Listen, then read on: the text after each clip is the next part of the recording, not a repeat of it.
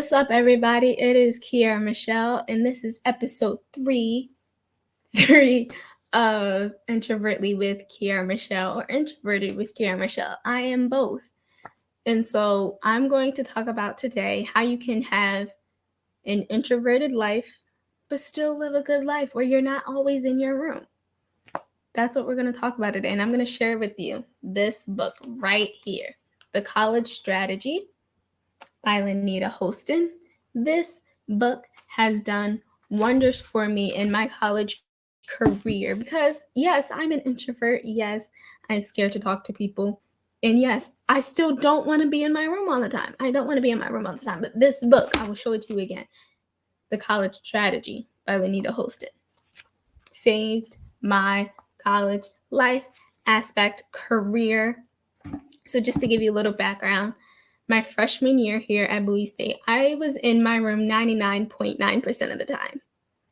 That 1% was either me going to get food, either me going to my classes, or me going to do this radio show that I had with like a couple of friends from my classes every Friday. But we barely did that every Friday because I was always coming home every other weekend because I was home sick. I was in my room a lot, guys. And I was a true introvert. I was scared to make friends. Talking to people scared me. And it seemed like everyone else already had their cliques. And some of us aren't that blessed to just be able to go up and walk to somebody and be like, yo, let's be friends. And we just click like that. Not everybody is blessed like that, okay? We all are not blessed like that.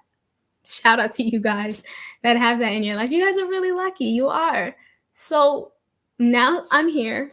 My sophomore year was all virtual. And I feel like that was the introverted's dream. We could just stay home with our family, people that we're comfortable with. I enjoyed my whole sophomore year because I was home. Granted, my fall year, I stayed at my grandparents' house because my dad's house was being built. And then I went back to my dad's house for my spring semester. So I was home. It was lovely. My commute was from my bed to my desk. It was great. Really didn't talk to nobody. I had friends at work. I worked at Bath and Body Works while I was home. It was a great year for an introverted person. I didn't have to worry about making friends or just being away from my family and being in my room. It was great. It was great.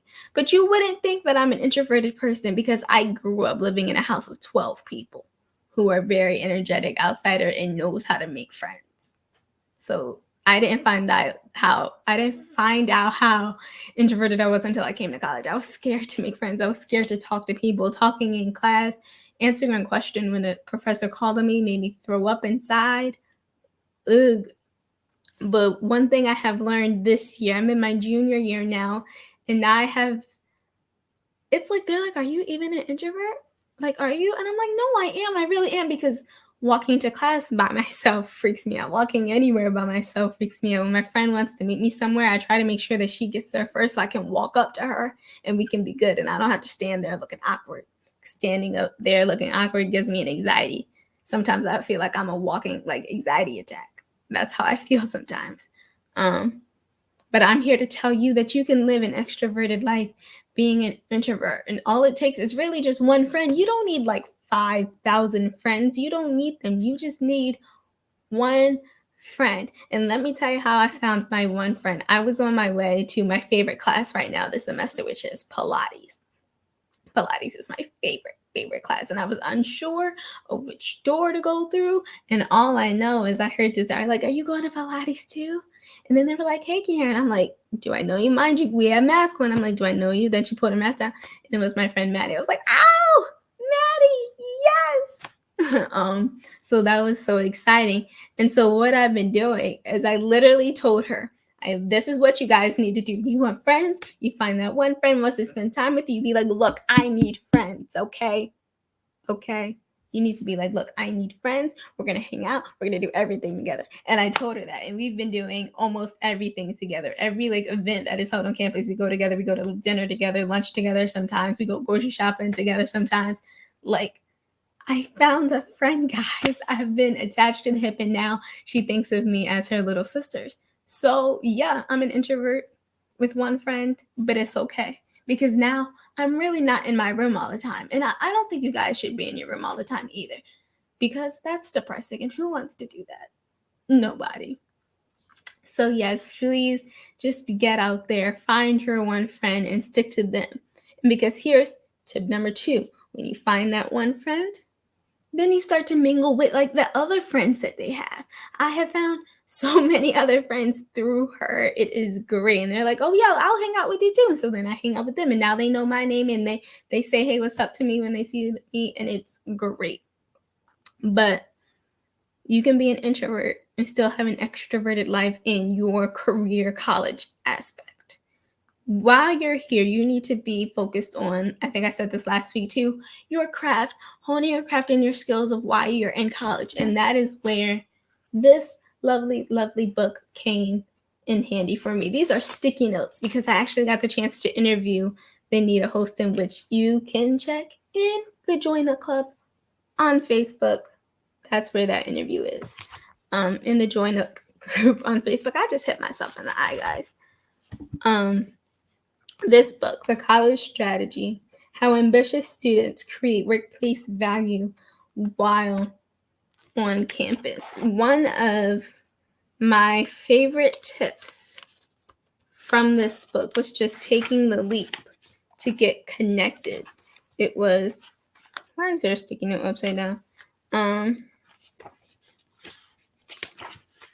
One of the greatest tips from this book was just getting out there and trying anything and just making yourself known to people. So, and honestly, that's what I did. I made myself known to people so that I could do everything that I can to get out there to get out here on campus. And one of the chapter titles says to connect with your college. And that's honestly what I'm trying to do, is connect with my college. So from this book, what I took away is I decided to reach out to one of the football coaches here on campus and be like, look, I'm trying to pursue a degree in writing. I heard you can help me with that. How do I do this? We stayed connected through that whole summer, and now I work close in hand with the athletic director of media training here at Bowie State. I work with her and I write. She's training me, and I've learned so much about sports writing within these like 5 or 6 weeks that I love it. And writing, it also gives me another chance to not be in my room all the time. I'm either at football, up in the press box, or at a volleyball game behind the score.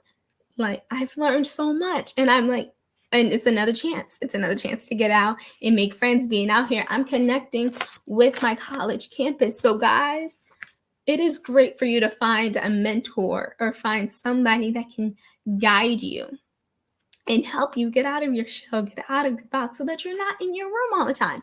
This book has helped me so much, along with connecting with my college and finding opportunities. This book helped me realize that I am a little young here on this college campus. You know, I look like a child a little bit. I'm just being honest.